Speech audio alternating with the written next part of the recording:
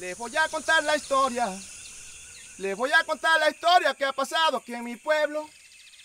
Me quemaron la casita que tenía yo en Las Pavas. Por culpa de las palmeras yo he quedado a la deriva.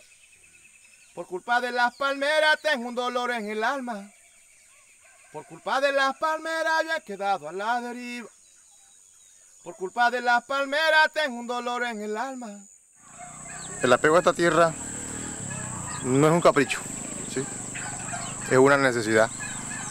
¿Qué tocaría si nosotros no luchamos por ello? Tocaría irnos de la región. Nosotros estamos reclamando las tierras porque nos pertenecen, porque estas tierras las dejaron abandonadas. Ya después, cuando la gente comenzó a hacer rancho y esas cosas, fue cuando se metieron los paramilitares y dañaron todo lo que habíamos, las casas las quemaron, hicieron. Por el riachuelo pasaban los cadáveres para atemorizar a mi pueblo y haciendo disparos por las calles, arruinando hasta los cantineros y haciendo disparos por las calles, arruinando hasta los cantineros. Y eso ha quedado grabado en nuestras memorias que no hemos podido olvidar. Para sacarnos de nuestras tierras, mataron a nuestros hermanos. My name is Juan Manuel. My name is Ricardo.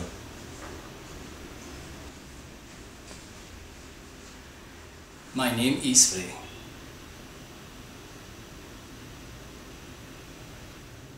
My name is Irregula. And we are the team of the project Les Voy a Contar la Historia, which traduces I Will Tell You the Story. Les Voy a Contar la Historia is an audiovisual cultural project with and for the community of displaced farmers of Las Pavas in Colombia. The farmers of Las Pavas are counting and singing their history of displacement. I was working as a human rights observer more than 3 years ago. In the beginning of 2011 in Colombia, I got to know the community of Las Pavas, and at the same time I also got to know Ricardo from Fundación Chasquis, and both of us were accompanying the farmers when they decided to return back to their lands after the displacement in 2009 because of pure necessity. They didn't have anything more to eat and they didn't get enough aid. So in spite of the palm oil company still working the territory, we all decided to go with the farmers back to their lands.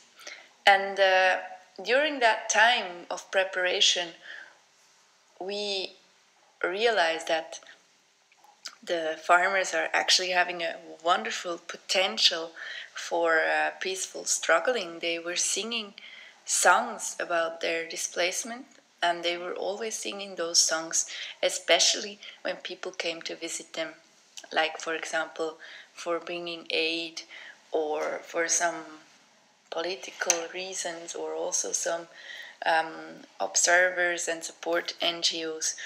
So Ricardo, because he's also a musician, and myself also out of personal interest and my own life story, wanted to start working in a different way with the community, in a cultural way. And during the return and when I went back home to Switzerland, this idea didn't get out of our mind again. We were talking already at that time with Monchi, the main singer of the community, and he told us that he wanted to make a CD. So we took that idea and decided to make a CD of the history of the whole community together with them. The realization of that project took a while, so only in the end of 2012 we asked the other members of Fundación Chasquis if they want to support us and accompany us in the development of that project. so involved Juan and Freddy. And we went to record the first songs in December 2012. Throughout the time since 2012, we went back again and back again to visit the farmers and to learn more about their history, to learn more about the hidden gems, to learn more about their richness of their cultural diversity and their traditions. So we made workshops with them to get to know their personal and collective identity better. We were living a lot with them, we were talking with them, we were visiting them during their daily activities. We were spending time in the kitchen of the women of Las Pavas. We were spending time walking to the fields with the farmers. We were sharing our life with them for a while. And this is how we got the trust of the community. And really, I think we developed a strong link with them, so that we have a very close picture of them. And this is what we want to transmit. We want to share how the real life of these farmers is in that difficult situation that they are living in. And I think they want to share their life with the people as well. And this is why we work that way. We have made a CD, we have also made a documentary movie, and we also started making exhibitions. First on a very small scale with just photography and a little bit of audio. But then we also applied for a grant that the Ministry of Culture, together with the Centro Nacional de Memoria Histórica, the National Center of Historical Memory, were giving to cultural institutions who make exhibitions about historical memory. So we won that grant last year and could realize an exhibition this spring at the International Book Fair in Bogota on a stand of the Historical Memory Center. And this exhibition was visited by about 10,000 people, which was a huge success for us. So what we did there was that we invited the audience to really dive into the place, to really go to Las Pavas. They could enter into a cube where we projected with 2 projectors images and sounds of the place and of the people living there. And after that experience, the people were moved, so they wanted to write messages to the community. And these messages we later on brought to the community.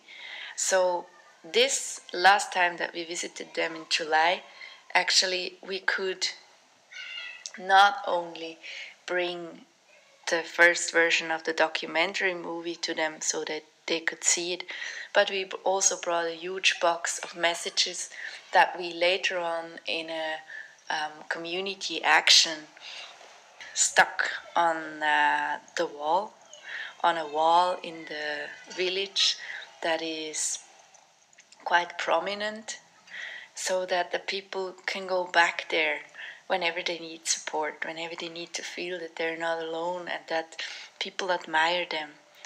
Because these messages are full of admiring, full of support for the farmers in many ways.